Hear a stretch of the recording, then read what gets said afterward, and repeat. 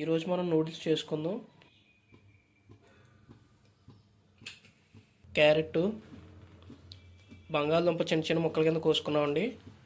అలాగే క్యాప్సికమ్ కూడా సేమ్ అదే సైజులో కట్ చేసుకోవాలి.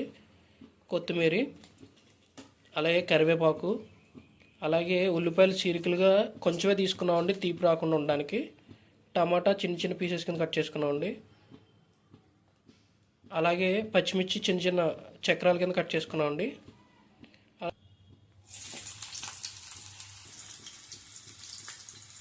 అలాగే ఉల్లిపాయ వేసుకున్నామండి, కరివేపాకు వేసుకుందామండి, అలాగే క్యాప్సికమ్ కూడా వేసుకుందామండి, అలాగే బంగాళదుంప వేసుకుందామండి.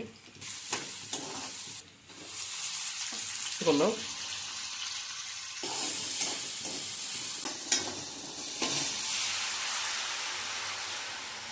ఇప్పుడు ఒక కప్పు 250 ml అండి, అది ఒక కప్ వేసుకున్నాం.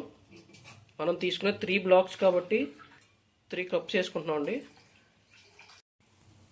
ఈ వాటర్ బాగా మరిగిందండి.